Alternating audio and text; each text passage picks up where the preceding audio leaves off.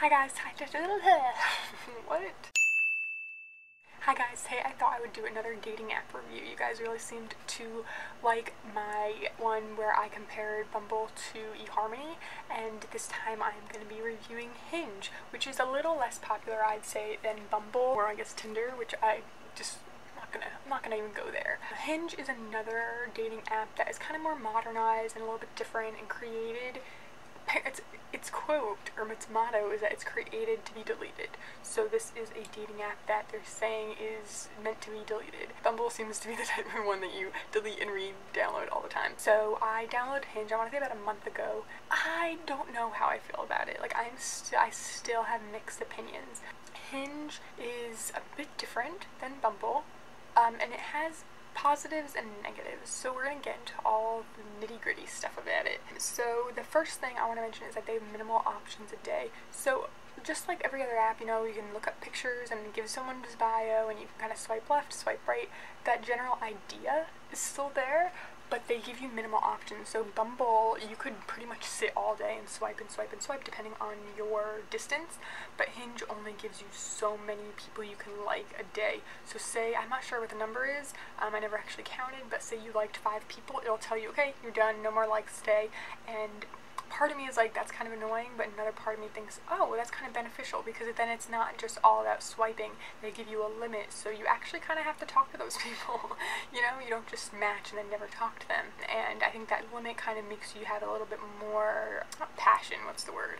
Like dedication to those people, or more interest in them. But once you do start chatting, it's kind of confusing the way they do this. So it's not like Bumble where you just kind of swipe left or swipe right and that's it. And on Bumble, I've said how you only know if you both liked each other.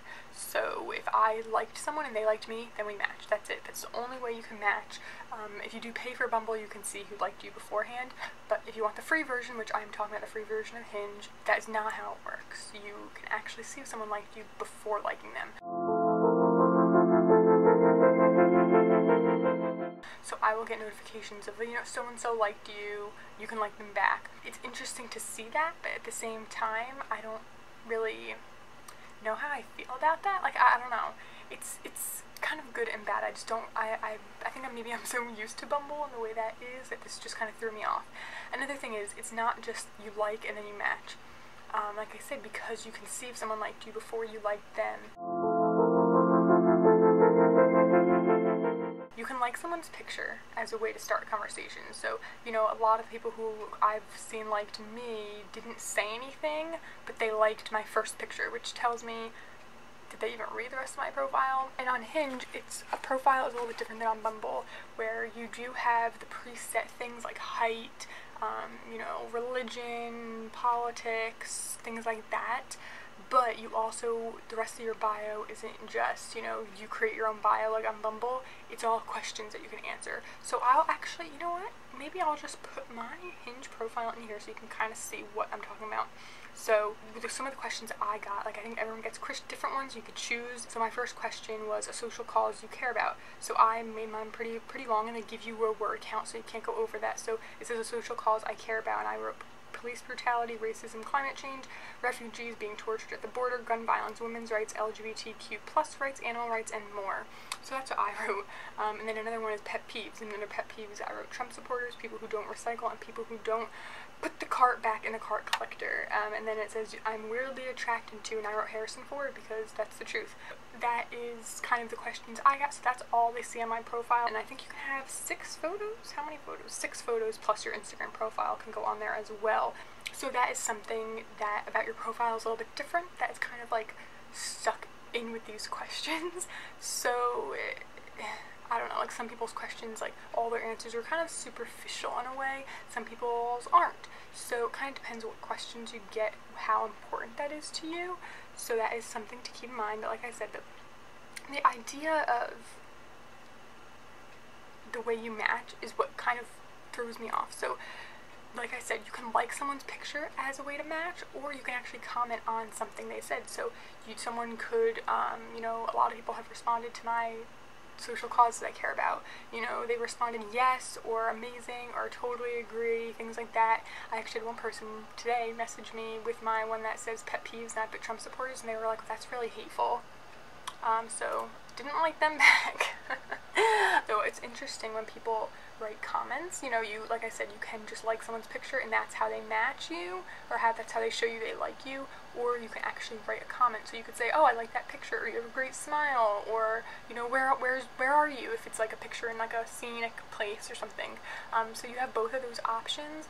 So if someone messages me initially as a match option, like as telling me they like me, they send a message, I'm more likely to reply because they kind of made the first move. If someone just likes your photo, that's like liking someone's photo on Instagram, like, okay, I have nothing to say to you. So it kind of gives you that option, and I feel like the whole point, if the whole point is to get off the app, I feel like that shouldn't be the case. You shouldn't be able to just like someone's photo. You should have to message to start the conversation. Another thing about the app that I find confusing is once the conversation starts, like once someone you know, says they like you based on like if they liked your picture, or if they comment something based on one of your answers or one of your photos. It's not like Bumble, how it's just a regular like conversation back and forth. This one, like, say the guy messaged me and said something, right? Until I respond, I will have a notification from Hinge on my phone saying it's your turn to say something.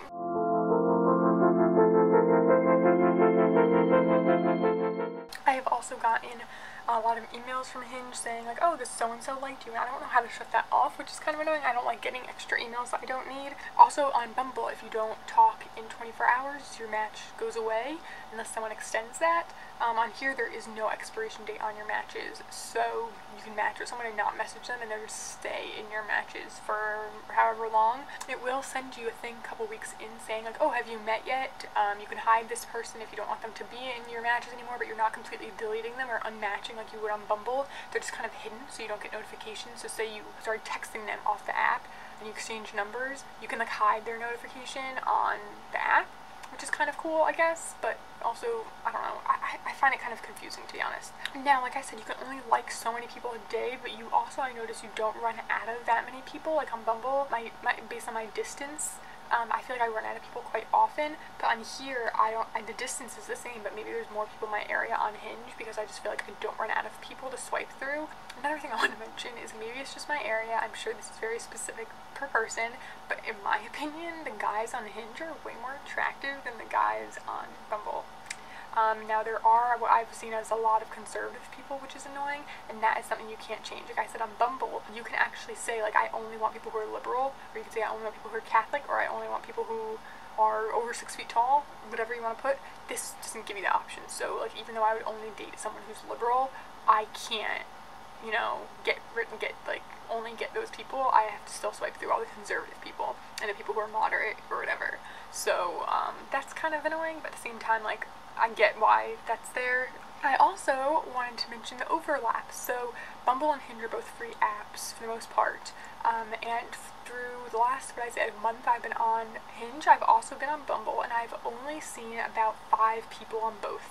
So that's interesting. Another thing is that when you're messaging, like in Bumble, you can send photos, which I'm not saying like dirty photos, but like say I'm telling someone I just adopted 2 kittens and want to show them, I can't do that on Hinge. So like on Bumble, you could send a picture of your dinner, or you could send a picture of your cat, but on Hinge you can't send photos in the app. And I think that's part of it, like why they want you to get off the app. Like it's meant to be deleted. They want you to start texting so you can send photos and then meet. Kind of like annoying, but like, I guess it makes sense at the same time. Like I said, there is a good selection of guys in my opinion. I think the guys are pretty attractive, and it is probably the most diverse app I've been on based on eHarmony and Bumble.